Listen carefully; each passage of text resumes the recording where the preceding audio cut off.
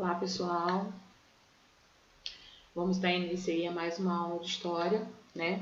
Hoje nós vamos dar continuidade ao processo do Brasil Colônia, tá? De história do Brasil. Vamos falar sobre um outro momento econômico, né? Que é um novo, para alguns historiadores, considerado um novo ciclo econômico. Em alguns casos, não considerado ciclo, mas um momento econômico, tá? Que foi o período da mineração, né?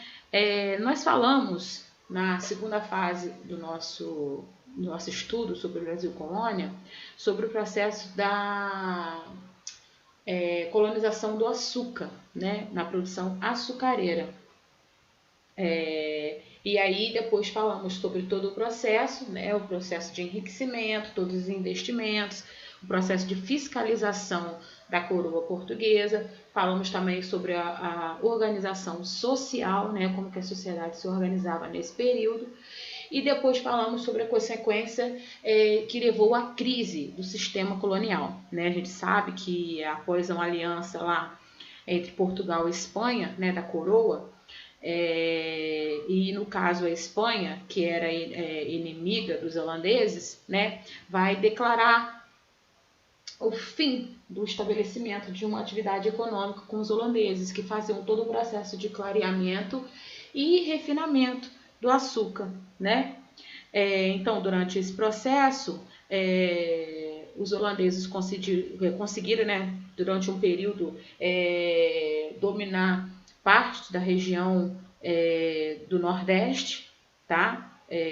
Do Brasil, e foram expulsos. Depois de um determinado tempo foram expulsos, mas por um período de 20 anos eles conseguiram ficar estabelecidos nessa região e conseguiram adquirir todo o processo de conhecimento, desde a produção até o final da produção do açúcar, que já era o refinamento e clareamento feito pelos próprios holandeses, ok? E aí, com essa expulsão e com essa crise de questões políticas por causa da aliança entre Portugal e Espanha, Portugal acaba perdendo, né, um grande parceiro econômico, né, um grande parceiro comercial. E além de ser também refinador, era distribuidor do açúcar. E aí isso leva a um processo de início da crise do sistema canavieiro, tá bom? Da América Portuguesa. Por quê? Uma vez que os portugueses não conseguiam mais fazer todo o processo de produção do açúcar, e principalmente pelo fato de os holandeses começarem a produzir o açúcar nas Antilhas, tá? E com isso os portugueses não tinham mais como competir com o açúcar produzido pela Holanda, tá? Então isso aí o processo açucareiro, então, do Brasil colônia vai entrar em crise. Mas nesse mesmo período, né, nos anos seguintes, enquanto o açúcar declinava, outro produto já iniciava, né, o período do apogeu lá no Brasil, que era o ouro, tá? Que era uma riqueza principal na qual os portugueses vieram, né, em busca do território de uma colônia. No início da colonização, o interesse principal dos portugueses era encontrar metais preciosos, ou seja, ouro e prata. E aí, durante esse processo do declínio do açúcar, foi conseguido, então, sucesso e descoberta do ouro. E aí surge esse novo período econômico no Brasil, tá? Que ele é aí associado a um forte movimento de expansão territorial, que a gente teve aí uma passagem no processo rural para um processo urbano, tá? Por quê? Porque durante a produção do açúcar, né, o açúcar era produzido no Nordeste. E aí, o que acontece? A economia era baseada mais na agricultura. Já na questão das minas, ela já era uma região de área rural, tá? E aí houve um movimento de expansão territorial. No princípio, houve essa expansão sem autorização da coroa, tá? E aí partem dá início, então, o processo do que a gente chama também das expedições das bandeiras, que foram também um processo muito importante durante esse período, tá? Então vamos lá. Para a gente começar aí, como eu já citei com vocês, no início, para a gente fazer uma introdução e dar continuidade. Como eu falei com vocês, Portugal enfrentava problemas econômicos, certo? O açúcar brasileiro começou a enfrentar a concorrência do açúcar antiliano, que seria o açúcar produzido pelos holandeses, tá? Sem dizer que também neste período houve, né, o processo de independência de territórios como Ásia e África. E aí houve a perda da posse dessas colônias por Portugal. Isso gera um outro estabelecimento para uma crise maior, né, na economia de Portugal. Então a coroa passa, né, a estimular a procura cada vez mais por metais preciosos na colônia. Tá? E ocorrem também nesse período as primeiras descobertas de ouro. As expedições que deram principal desenvolvimento, tanto nessa questão de crescimento territorial quanto descoberta do ouro, foram as expedições das entradas e as expedições das bandeiras, tá? Por quê? Essas expedições, né, elas tinham por interesse principal explorar, tá? Colonizar, adentrar todo o território ainda desconhecido pela coroa portuguesa pertencente ao Brasil.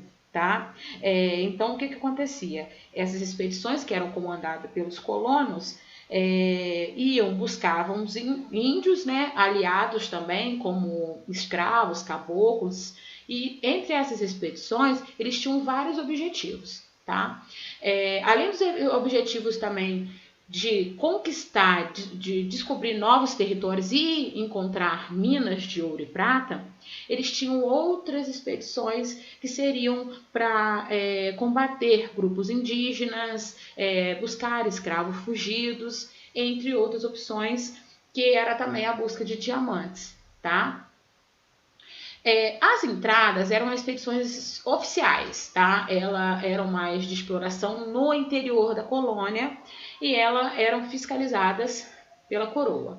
As bandeiras já eram expedições armadas, né? Os colonos contratavam essas expedições, eles se organizavam, os bandeirantes, era um grupo, né, de homens chamados bandeirantes, e eles iam em expedições, né, dentro do processo da mata, né, organizados e de forma particular.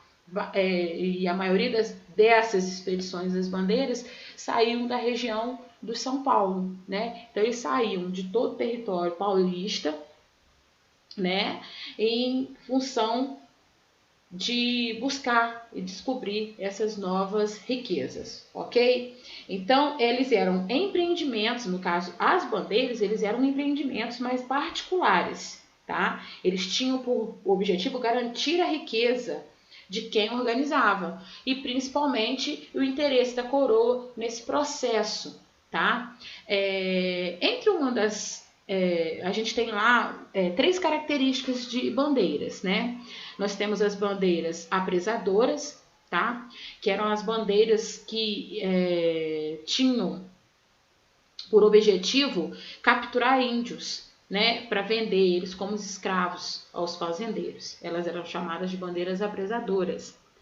Outras bandeiras, né, outros grupos dessas expedições eram as bandeiras de contrato. Eles eram contratados pelos colonos para buscar escravos fugidos, né, que geralmente iam para locais de quilombos, tá? Que também, por sinal, era de interesse dos bandeirantes destruir esses quilombos que eram um incentivo, né, à fugitiva desses escravos. Tá? E por fim as bandeiras de prospecção, que são as bandeiras de procura de metais preciosos, né? Como localização de jazidas de minerais como prata, ouro e diamante, ok?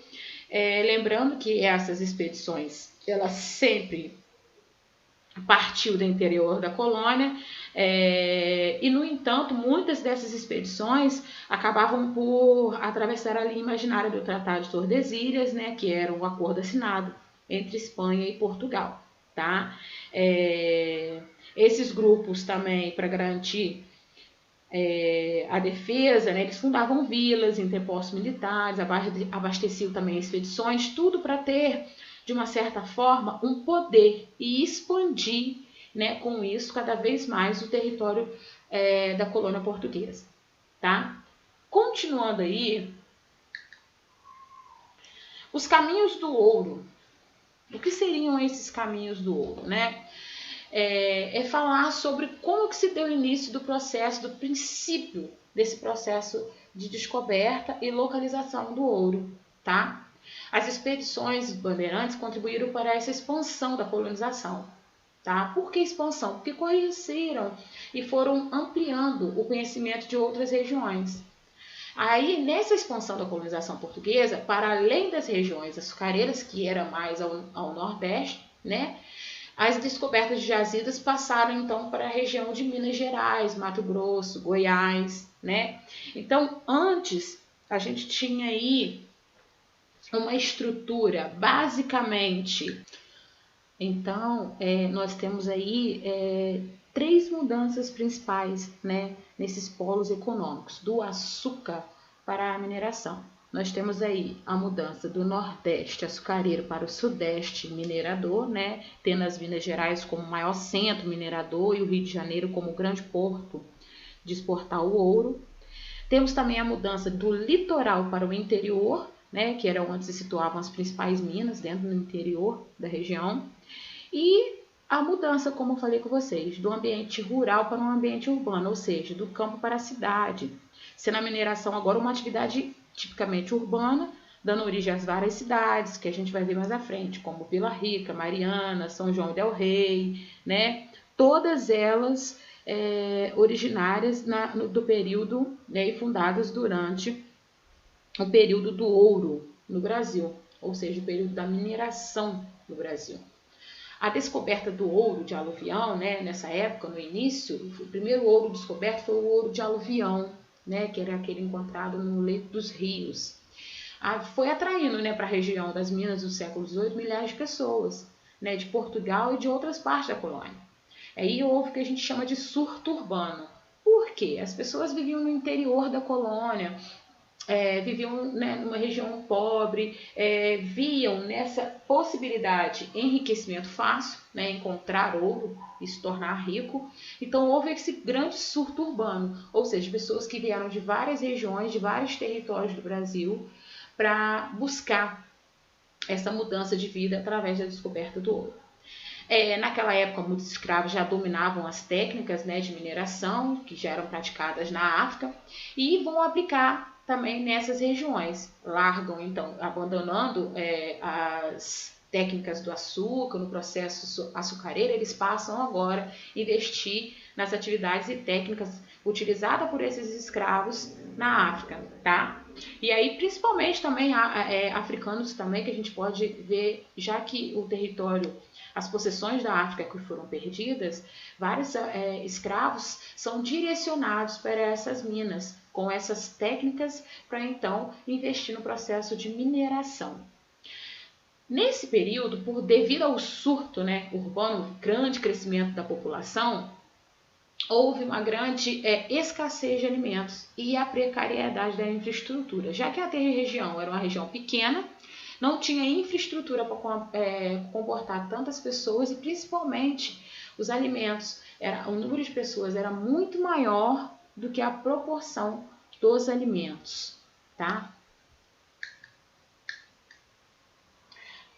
Ainda falando sobre as expedições, o processo das expedições que eu falei com vocês lá, aqui eu até vou especificar cada uma delas, né?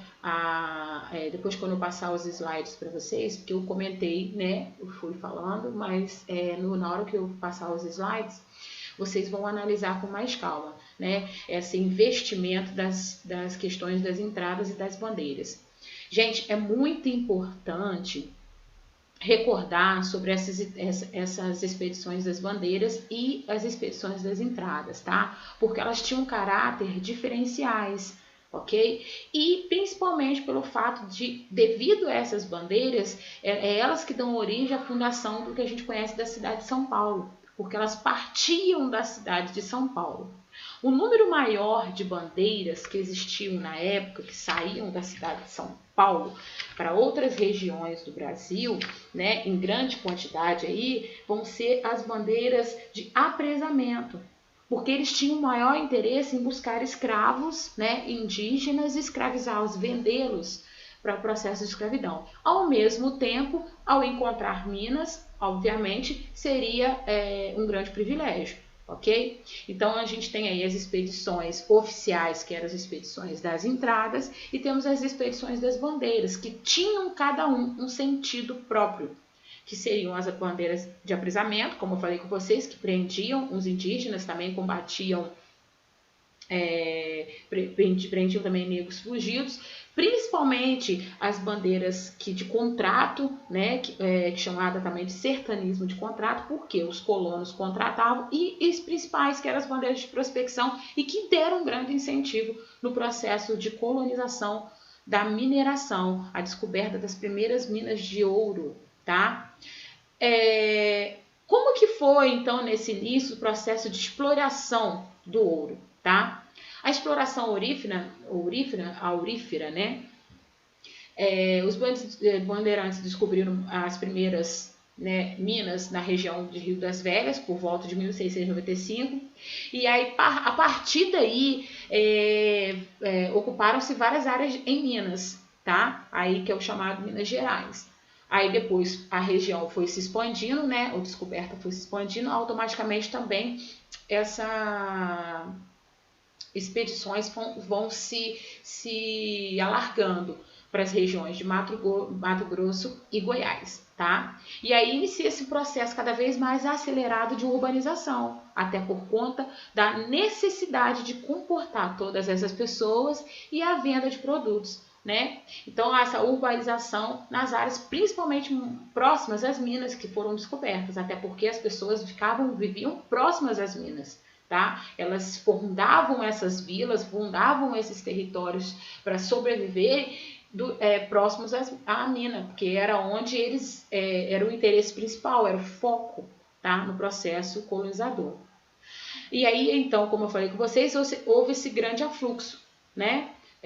De pessoas para a região, o que gerou também a escassez de alimentos, né? Porque assim, não é lógico que num primeiro momento há um grande crescimento populacional, mas conforme a notícia vai se espalhando, vai crescendo cada vez mais para outras regiões do Brasil, né?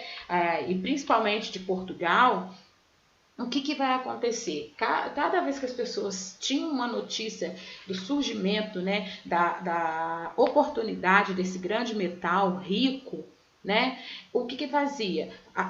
Essa notícia da descoberta fazia com que eles vinham, tá? Pela busca por essa febre de riqueza rápida. Então, isso causa uma agitação muito grande no reino. Então, mais de 600 mil pessoas partem, né, tudo em direção ao Brasil, com o sonho desse enriquecimento fácil no processo de mineração. Só que isso gera graves crises, tanto no gênero de subsistência, ou seja, não tem alimento para todo mundo, tá?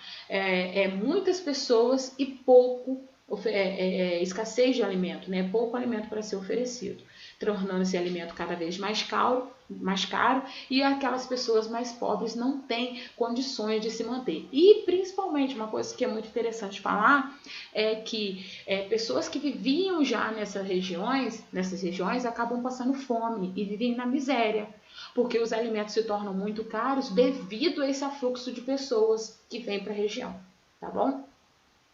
Continuando, e com o tempo essa escassez de alimento, né, foi reduzindo também o cultivo nas roças de subsistência, porque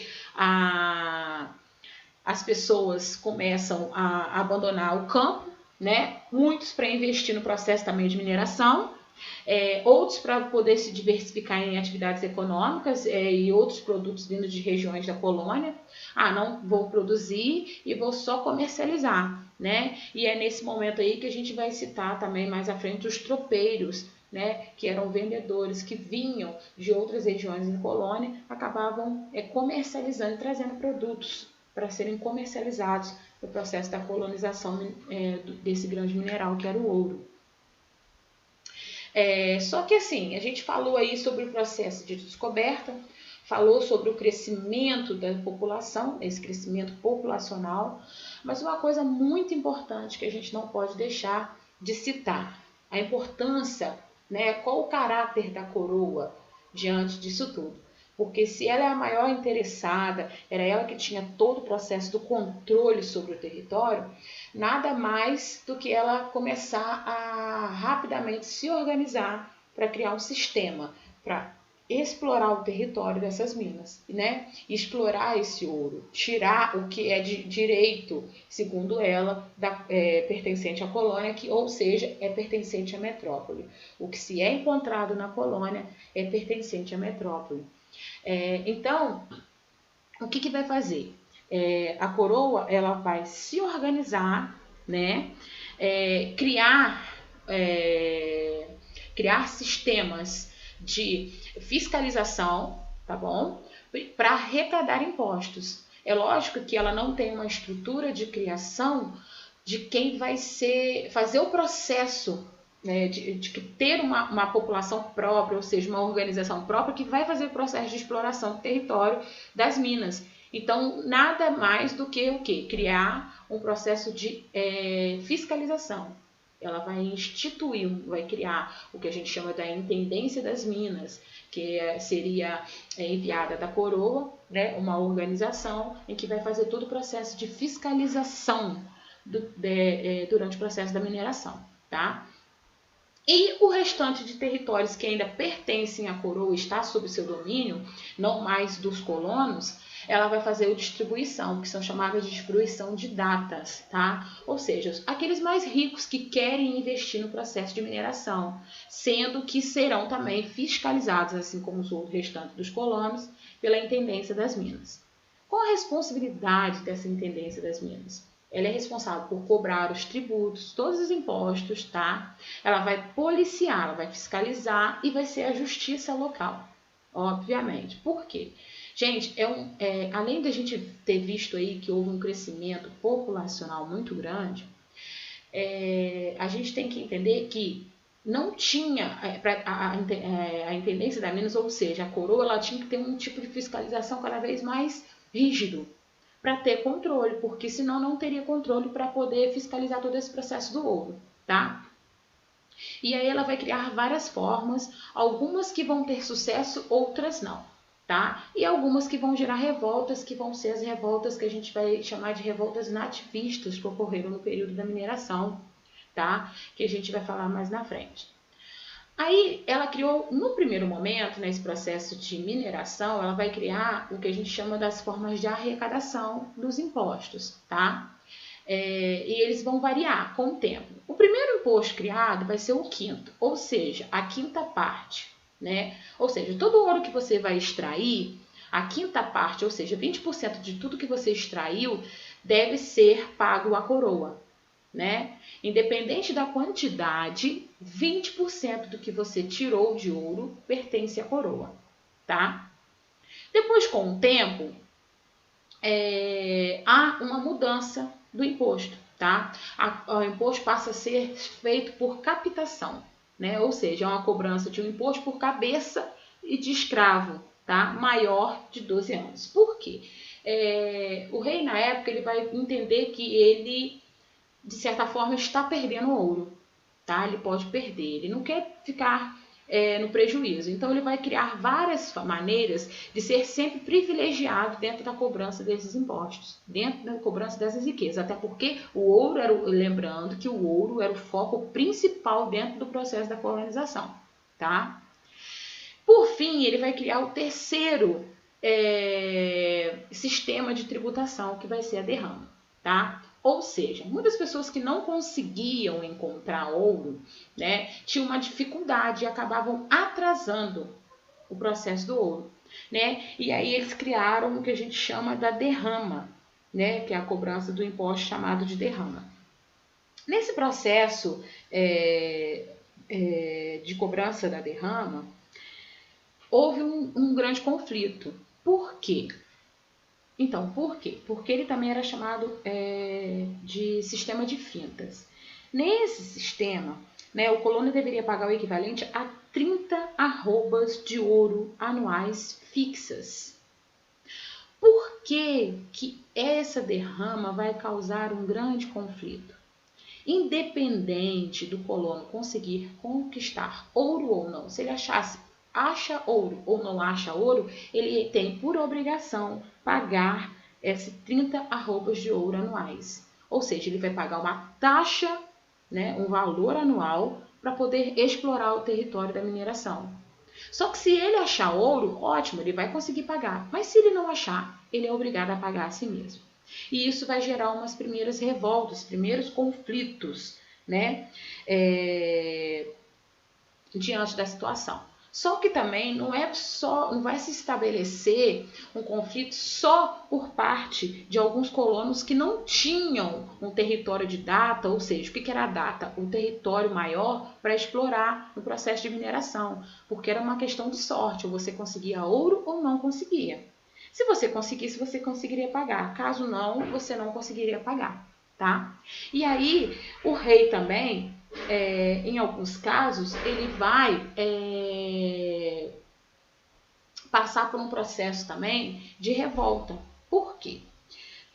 Quando o rei percebe que muitos colonos conseguem conquistar grande quantia de ouro e pagam o valor anual da derrama, né? Ou seja, ele está perdendo ouro, ele está perdendo o imposto, porque esse valor fixo para ele não seria vantagem. Enquanto para alguns colonos eles são obrigados a pagar independente de achar ouro, outros podem achar muito ouro e pagar somente um valor fixo. Então o rei, por fim, vai criar o outro sistema de cobrança, né? Então em 1725 ele vai instalar dentro das cidades mineradoras, né, as casas de fundição. A primeira casa de fundição criada aí pela coroa, né, ela tem o sentido principal de que todo ouro encontrado deverá ser passado pela casa de fundição.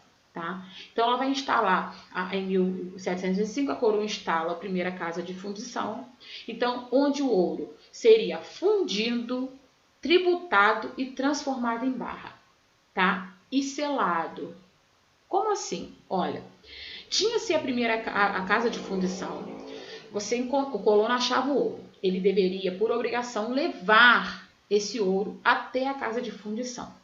Dentro da casa de fundição, esse ouro era derretido, pesado, tributado, tirada a parte da coroa, pertencente à coroa, e depois ele é transformado em barra e levava um selo, uma insígnia, tá, da coroa, dizendo que aquele ouro já havia sido fiscalizado, ou seja, ele já foi retirado a parte pertencente à coroa.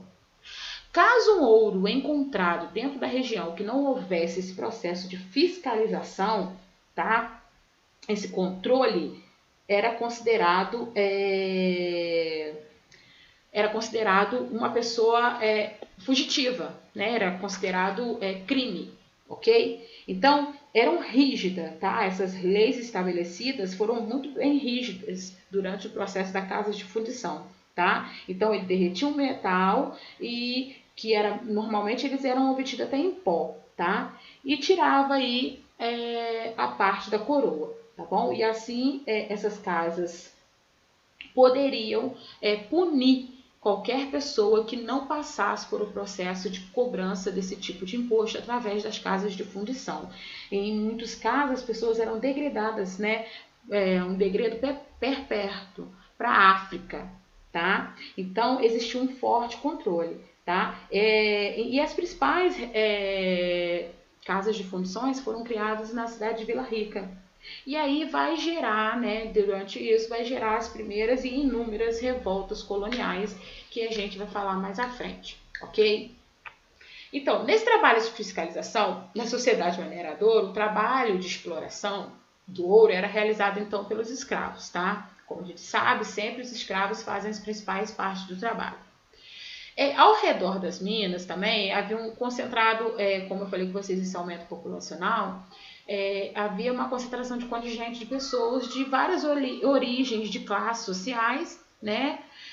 Muitos deles não eram donos de minas e também não eram escravos, mas que estavam ali, né, tentando a sorte. Em alguns casos também para prestar serviços, como alfaiates, comerciantes, advogados, os tropeiros, né, os carpinteiros. Tá? Os tropeiros, que eu vou falar mais à frente com vocês, são aqueles vendedores. Eles vinham de outras colônias e vendiam produtos, principalmente alimentos, tá? Que traziam de outras colônias. Com o fluxo de pessoas era intenso e grande, a coroa portuguesa resolveu criar então estratégias também para fiscalizar essa exploração de ouro e diamante, né? Como eu falei com vocês, ela criou a intendência das minas e depois as outras cobranças dos impostos. Então, aqui eu deixei para vocês terem uma noção de diferenciação, tanto em relação ao ano, quanto em relação a cada procedimento, tá? Das instituições criadas pela coroa para controlar essa atividade mineradora no processo de fiscalização, tá? Nesse processo do quinto, sistema de captação, né? Entre outras coisas, tá? Trouxe para vocês também algumas imagens, tá? De algumas intendências, né? A primeira intendência das minas, de Minas Gerais, lá em Mariana. Também tem uma intendência da Casa de Fundição de Sabará, também em Minas Gerais, tá? Uma imagem, né, de um forno com a balança, né, naquela época antigo, né? Hoje são patrimônios históricos lá da região de Minas Gerais, né? Que contam história sobre o processo da mineração no Brasil. E esse forno e a balança, na qual o ouro era tanto derretido, pesado, né, para tirar no processo de fiscalização, tá? Esses na casa de fundição, ok?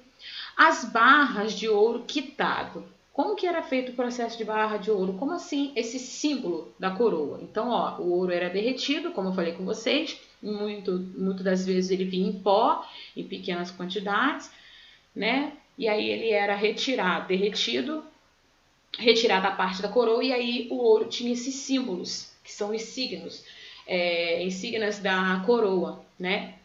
Então, em qualquer local que você passasse e mostrasse o ouro e tivesse as insígnias, era um ouro fiscalizado, né? Então, era um ouro que poderia ser locomovido. Caso contrário, se você não passasse pelas casas de fundição, né, automaticamente seria considerado crime, né? Crime contra a coroa, roubo, né, do ouro, já que você não teria pago a sua parte no imposto, tá? E é nesse período também, gente, que surge o que a gente chama dos Santos de Pau Oco, tá? Que existe até hoje em dia a metáfora em que a gente se revela sobre o processo dos santos de pau oco. O que seriam esses santos de pau oco? Esses santos de pau oco, eles foram criados naquela época, né? Na região de Minas Gerais, a religiosidade era muito grande. E muitos santos eram criados feitos de madeira, né? Madeira maciça. E aí muitos mineradores viram a oportunidade, né, de não pagar o imposto do ouro.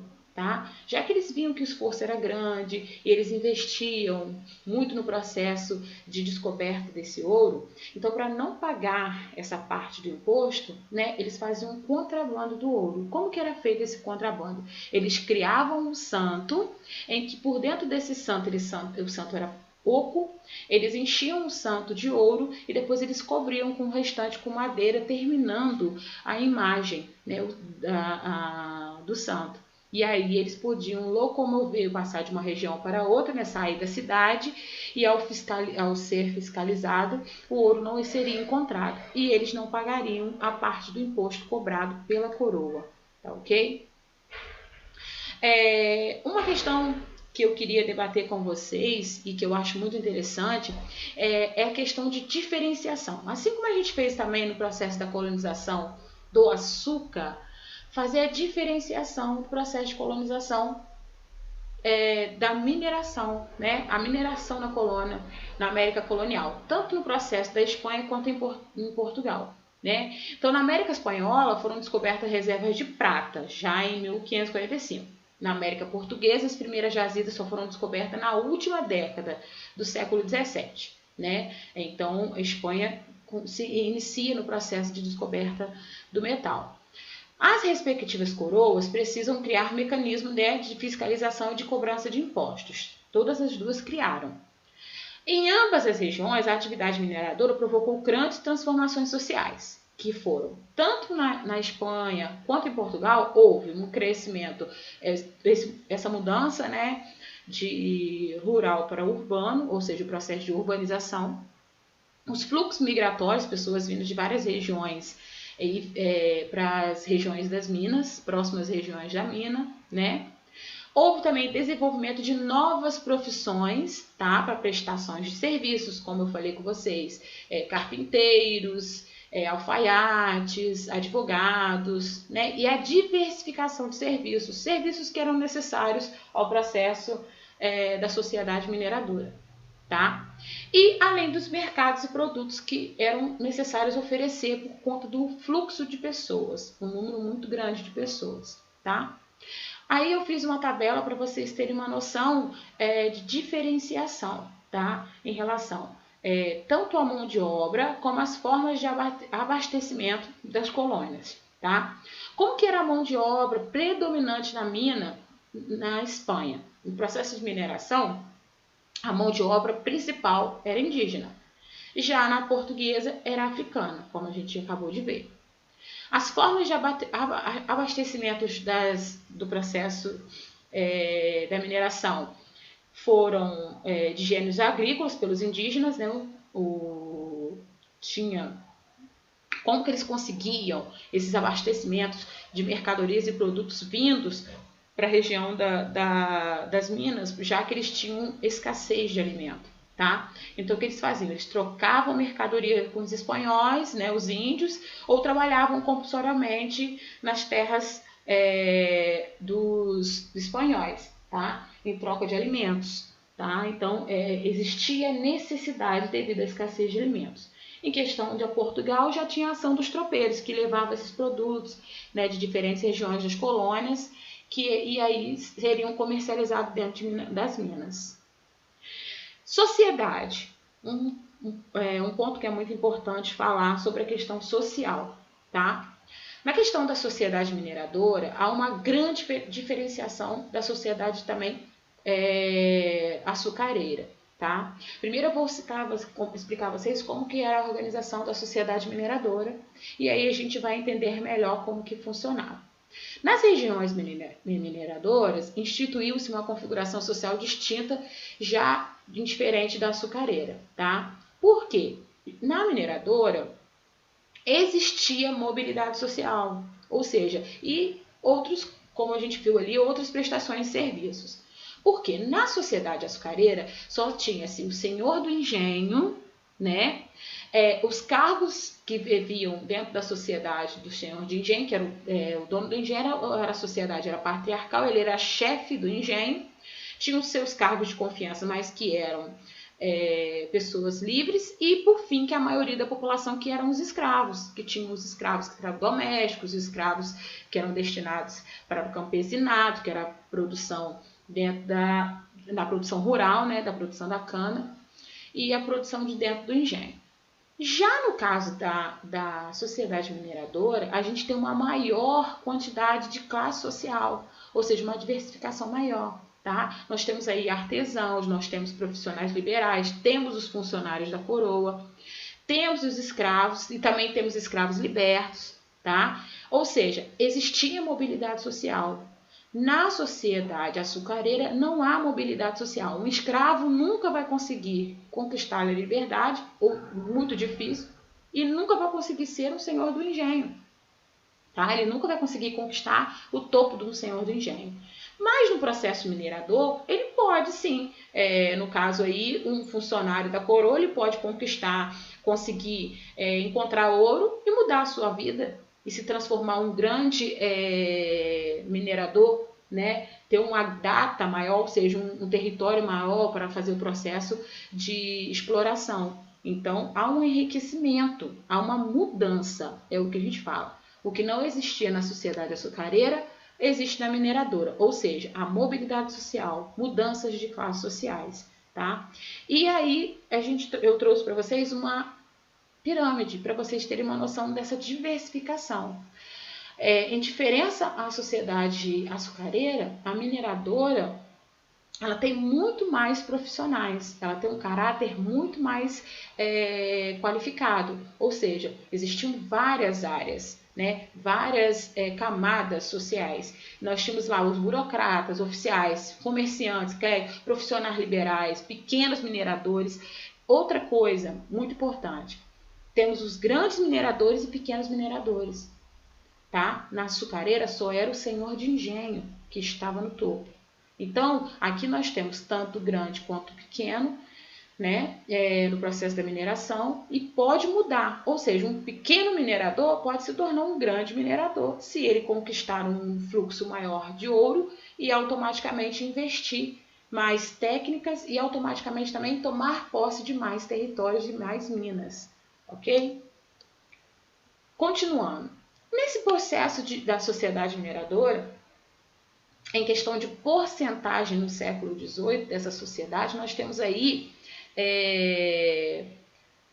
a organização social, tá? A gente sabe que a maior população nessa época aí da mineradora, a população maior é livre, enquanto na açucareira a população maior era cativa, que eram os escravos, tá? Aí nós temos aí, em menor quantidade, nós temos os proprietários das grandes lavras, o que seriam essas grandes lavras? Aqueles que tinham condições de ter grande quantidade de áreas mineradoras, né, para serem exploradas, tá? Nós temos aí a camada dos cativos africanos, né, que é a população livre. Eles trabalhavam na extração de metais preciosos ou nas cidades, podendo ser escravo doméstico, escravo de ganhos, de aluguel. O doméstico, ou seja, fazia o trabalho doméstico, tá? Alguns de ganho. Como assim de ganho? Eles faziam venda de alguns produtos ou prestavam serviços e ganhavam algo em troca. E o de aluguel, que alugavam o seu trabalho, faziam um investimento, prestava algum tipo de serviço e em troca recebia uma quantia ou até um alimento, tá? Eles frequentemente eles se rebelavam, né, atacando os senhores, sabotando o trabalho, formando os quilombos, tá? Essa é a população, ou seja, uma população não livre, tá? Que fazia, no caso, relativamente sabotando o trabalho e formando os quilombos. Então, dos escravos, nos processos dos escravos, era uma população bem maior, tá? Aí nós temos também os negros libertos, tá? Que são aí uma camada intermediária, né? Tínhamos mestiços, indígenas, né? Os aculturados, alguns brancos pobres, né, que exerciam os trabalhos ocasionais e estavam desocupados, né? Aí estavam lá buscando, de alguma forma, ter uma relativamente riqueza, encontrar de alguma forma uma riqueza, se transformar em algo, em uma estrutura mais importante. E temos os prestadores de serviço, que temos carpinteiros, barbeiros, comerciantes, pequenos mineradores, né? Desenvolvimento. Como que era o desenvolvimento dessa vida urbana na mineração? Nós temos no interior, interior mesmo era o processo colonial, né? Era todo o processo de colonização. Tivemos a expansão do território por conta da quantidade de afluxo da população para o interior. Essa mudança do eixo que eu falei com vocês, que passa a ser do Nordeste açucareiro, que antes era do açúcar, passa para ser o Centro-Sul minerador, que é uma grande mudança e isso é muito importante, vocês têm que saber, tá? E o nascimento do mercado interno, ou seja, Esse mercado interno é por conta da fundação das vilas. Com a fundação da vila, há uma necessidade de criar uma atividade comercial interna dentro da própria região da colônia. E essa vila já não é mais só uma questão social colonial, mas é uma vida de uma cidade, né? A formação das primeiras cidades, tá? Há uma integração econômica, né, da colônia, transferência, principalmente isso daí, gente, isso é muito importante, a transferência. Antes a capital era Salvador, porque era o ponto principal do processo do açucareiro. Agora, e principalmente por conta da chegada dos escravos africanos. Agora passa a ser o porto, a transferência da capital, a capital principal passa a ser o Rio de Janeiro. Tá?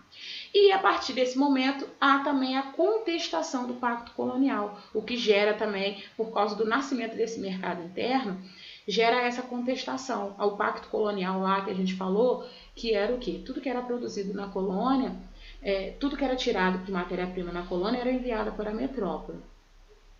O que era criado e produzido pela metrópole só poderia ser comercializado pela colônia, ou seja, a colônia só poderia comprar produtos vindos da metrópole. Tá? Não podemos esquecer. E aí houve uma contestação, ok?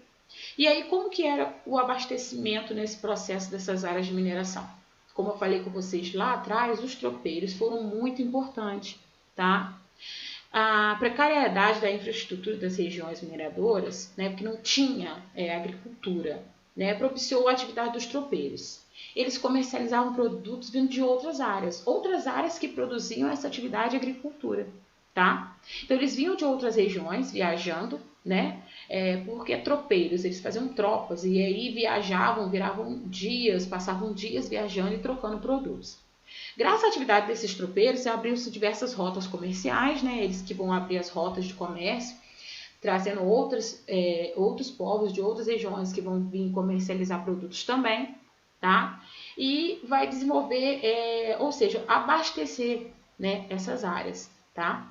E há um aumento do cultivo de roças, que diversificaram as atividades econômicas, especialmente a pecuária, né, que é a criação aí do gado, devido à área dos tropeiros. Por quê? Essa viagem dos tropeiros eram feitas ao lombo dos cavalos, né? Nos lombos dos cavalos, eles vinham, às vezes, com vários cavalos em carroças e traziam esses produtos para serem comercializados, ok? Então, o processo da pecuária sendo muito importante nesse período.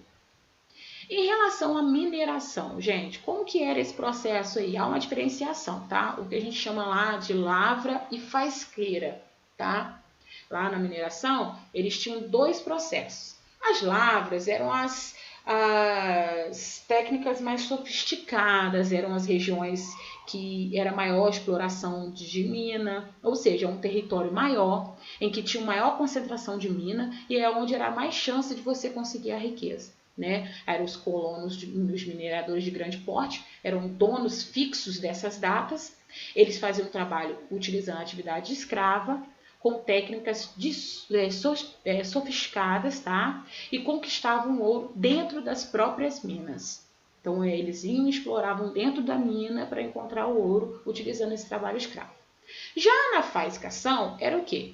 Depois que feito o processo da lavra, né, e essa mina já é escassa, não há mais o que encontrar de riqueza, vinham os faiscadores, né, que são pessoas itinerantes, vinham nos leitos dos rios e tentavam faiscar, né, aquela água, aquele leito do rio que vinha e passava por dentro da mina, tentando a sorte, né? Eles eram livres e eles tentavam a sorte, tentando encontrar ouro. As técnicas que eles utilizaram é uma técnica mais rudimentar, né? Porque eles não tinham essa sofisticação, eles não tinham o aparato nem condições financeiras para fazer esse processo de extração na mineração, tá? E aí a técnica é o que a gente chama de bateia, ou seja, que é aquela uma bacia, né, em que eles utilizam para poder retirar toda a areia junto com a água e encontrar o que a gente chama de ouro de aluvião. O ouro de aluvião é diferente do ouro da mina. O ouro de aluvião é um ouro mais escuro, né, é um ouro menor quantidade, menor tamanho. O ouro da mina é um ouro maior, proporção, o ouro mais claro, mais sofisticado. Mas não deixa de ser ouro. Mas o ouro de aluvião, por muitas vezes, você encontra ele e na hora de ser explorado para ser tirado o valor real dele, é bem menor, tá bom? Então, há essa diferenciação. Continuando aí, eu deixei algumas imagens para vocês. O que seria esse extração de faiscação, gente? Faiscação, que é a busca do ouro de aluvião, tá? É esse processo aí, ó, as pessoas eram livres, a água que vinha das minas, né, das correntezas que saíam das minas, nos leitos dos rios, eles faziam a faiscação e tentavam a sorte de enriquecimento, tá? Aí nós temos uma pepita de ouro dentro de uma mina, né? Esse era o ouro mais comumente encontrado dentro de uma mina, não é o ouro chamado ouro de aluvião, tá? Então, como eu falei com vocês, as formas de mineração são diferentes, tá? Faísca ou faiscação é uma pequena data, um território, um território pequeno, né, que você vai fazer um garimpo, né? Hoje em dia é chamado de garimpo, né? Aí você era individual, você era livre, você ia para aquela região e garimpava. Em alguns casos, né, os grandes mineradores cobravam um certo valor para a pessoa ficar ali faiscando, né, ou garimpando. E a lavra grande, né, que é onde tinha aquela empresa da mineração mesmo, grandes empresas minerando e tentando achar não só ouro, mas também pedras preciosas, tá? Aí nós temos a utilização da bateia, né, naquela época do ciclo do ouro, e hoje em dia, que ainda há regiões que utilizam esse processo da bateia, o processo de garimpagem, né, hoje chamado de garimpagem, tá? E aí feito pelo processo de extração. Como eu falei com vocês atrás, um processo das consequências, né? Como consequência aí nós vimos quais são as consequências do processo minerador no Brasil, tá? Nós vimos ali a corrida, né? Que foi o rush, né? Todo mundo querendo vir para as regiões das minas, buscando enriquecimento. Vimos também a crise do desabastecimento, ou seja, muitas pessoas e pouco alimento, o que gera a inflação, tá? Ou seja, uma revolução nos preços, tá? As pessoas, os produtos tornam-se muito caros, há uma miséria muito grande, as pessoas pobres não têm mais como se sustentar e se manter. Há uma urbanização, né, que o homem vai se fixar ali no interior, ele vai investir, até porque o processo minerador, por ser mais rico que o processo açucareiro, vão se formar as primeiras cidades, né, que são as cidades muito ricas, tá? A questão também que a gente falou sobre o deslocamento do eixo, tá? Esses aqui são os pontos principais, tá, gente? Os pontos principais que não se podem ser esquecidos, tá? O deslocamento do eixo econômico anterior, nordeste, açúcar para sudeste, ouro. Aumento do fiscalismo português, a fiscalização, maior mobilidade social. Questão da mobilidade social é o quê? Mudança de classe social, o que não existia antes. Falamos também aí sobre a questão dos Santos de Paulo, por conta da questão da fiscalização.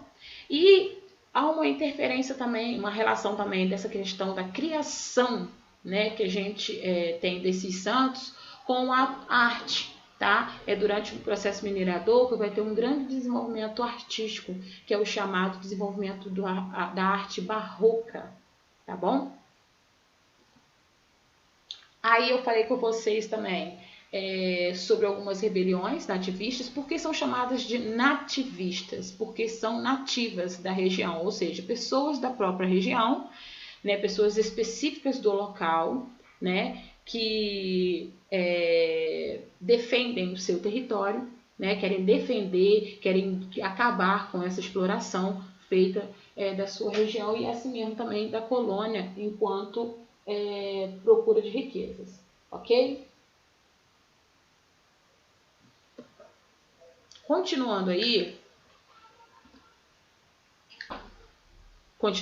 a gente tem algumas revoltas, essas revoltas nativistas são chamadas de revoltas coloniais, né? Elas têm um caráter regional, né? As pessoas de cada região que contestavam, né, sobre o seu território.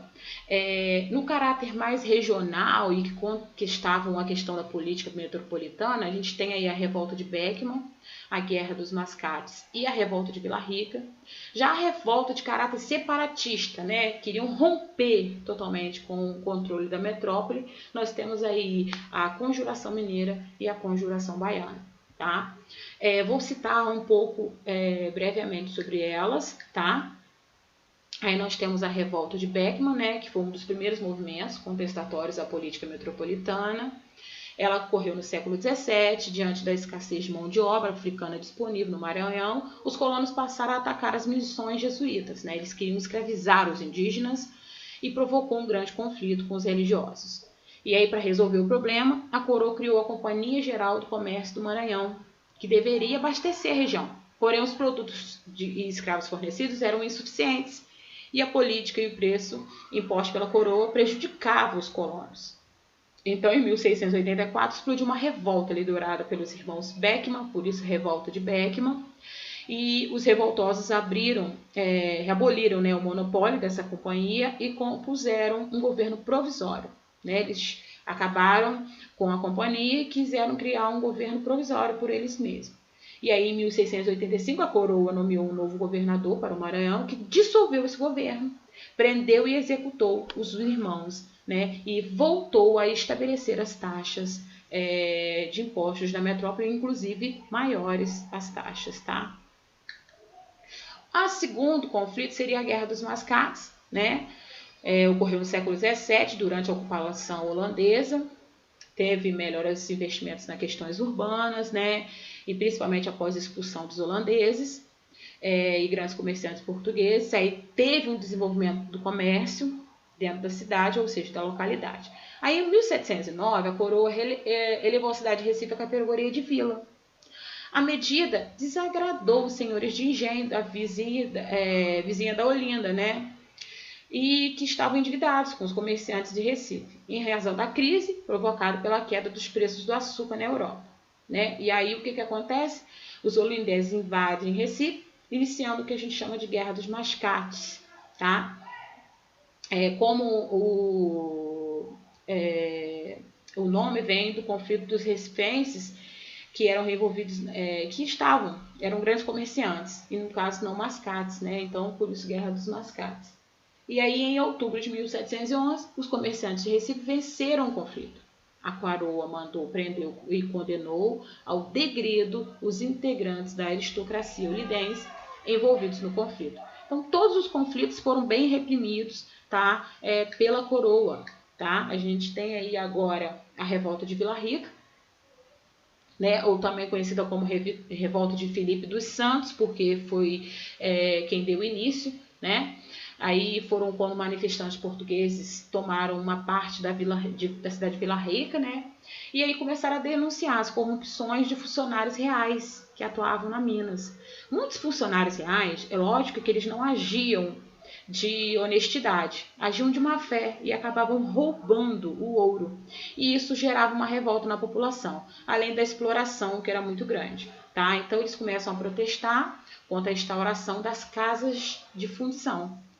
O governador da capitania de São Paulo, em Minas do Ouro, o conde de Assumar, refugiou-se em uma cidade vizinha e organizou tropas para combater o movimento. As tropas seguiram para Vila Rica, prenderam esses participantes do movimento e o pequeno comerciante que deu início, né, Filipe dos Santos. Embora ele não tenha tido um papel de destaque, ele foi apontado como principal líder, né, e por isso acabou condenado e foi esquartejado. Os revoltosos que eram mais ricos, obviamente, poderosos, né, não receberam a pena capital. Então, quer dizer, por ser rico, automaticamente tinham privilégios e acabaram saindo ilesos. Tá? Já os outros movimentos que a gente diz que é um movimento mais expansionista, nós temos aí a Inconfidência Mineira, que é um movimento muito importante, inclusive com data importante, né? Nós temos aí que filhos da elite de Vila Rica, né, estudantes da Europa que tomaram contato com as ideias iluministas. buscavam, aí já ocorria lá nos Estados Unidos a independência do estado, e aí eles vieram para as Minas, né, para a região de Minas Gerais, chegando aqui viram que já havia um esgotamento, tá? E a cobrança do Visconde, que era na época controle geral da coroa dentro do território, que cobrava cada vez mais a derrama, juntaram-se um grupo, né, de intelectuais, entre eles Cláudio Manuel da Costa, né, e outros homens ricos. Só que ele tinha ideias poucas definidas. E aí, com um pouco depois, através do oferecimento da coroa, né, houve a traição de Joaquim Silvério dos Reis. Como assim oferecimento através da coroa? A coroa, na época, o Joaquim Silvério dos Reis, ele tinha uma grande dívida, né, de imposto com a coroa. E aí, em troca da dívida, qualquer pessoa que se opusesse contra as ordens da coroa, né, que fosse considerado opositor, automaticamente poderia ser denunciado. E quem denunciasse ganharia em troca a isenção de dívidas, de impostos. E aí Joaquim Silvério dos Reis vai denunciar o movimento emancipacionista. Depois nós temos também a Conjuração Baiana, tá? Aí ela corre mais a região de Salvador. Lá a população vive o quê? Corrupção, miséria, inflação, preço dos valores do produto muito alto. A população sofre, né, com isso. E aí há um saque, né, de carregamento de carne do general, na época, comandante, que vivia no luxo, né, e pessoas que começam a criar cartazes incitando o jacobinismo, que era um grupo político da época dos jacobinos. Houve também uma influência, na época ocorria na França a Revolução Francesa, o que influenciou e incentiva cada vez mais esse processo de participação da população nas questões e defesa do seu território, tá? E aí a França também mostra um interesse em processo de ajudar, né, nesse movimento de emancipação. Nós temos aí também, que ocorre nesse mesmo período, a Conjuração dos Alfaiates, tá? E no caso do Haiti, que também há os saques de fogo no Pelourinho, tá? E aí nessa época nós temos aí os grandes representantes da Conjuração Baiana, tá? Que foram os entregantes de crédito à arte principal, que foi Cipriano Barata, que foi um médico, e Agostinho Gomes, latifundiário, dono de grande propriedade de terra, fazendeiro, tá bom? E aí a gente vai falando mais superficialmente sobre a questão dos movimentos. Isso é para vocês entenderem que realmente é lógico que houve revolta. É diferente do processo revolta do processo canavieiro, açucareiro. Lá a gente teve uma revolta mais de processão dos escravos. E aqui também houve esse processo. Mas como a gente já tinha uma mobilidade social e houve também corrupção devido ao processo da riqueza do ouro, né? Há movimentos mais regionalistas, tá? E aí a gente faz um paralelo entre os grupos que participaram, tá? Nós temos aí a Inconfidência Mineira, Minas Gerais, e a Conjuração Baiana na Bahia, tá? Ocorreram momentos totalmente diferenciados, distintos, porém, os grupos que participaram em Minas Gerais eram elites, eram intelectuais, eram proprietários e alguns mineradores, enquanto na Bahia eram artesãos e escravos, era um grupo mais simples. Eles reivindicavam o quê? Independência da região, abolição da escravidão, fim da exploração portuguesa. Lembrando que se eu tenho escravos na Bahia que participam da Conjuração Baiana, é diferente do sentido dos mineradores que participam da Inconfidência Mineira. Nunca que os inconfidentes vão desejar a abolição da escravidão, já que eles são também proprietários e mineradores. Automaticamente são proprietários de escravos. E aí há uma perda econômica, tá? Isso daí são coisas nas quais vocês devem analisar quando houver alguma questão em processo de relativando, né, um processo de conjuração para o outro. Uma é uma inconfidência, o outro é uma conjuração, tá? Quais são as consequências, né? No caso, na Inconfidência Mineira houve a condenação dos líderes e a morte de Tiradentes, né? E Também na Conjuração Baiana foi condenação e morte. Geralmente a morte, como condenação, é para servir de exemplo, né, para gerar um medo no restante da população. Porque, como dizia Maquiavel, entre o respeito só era conquistado entre o amor e o medo é o mais eficaz, tá?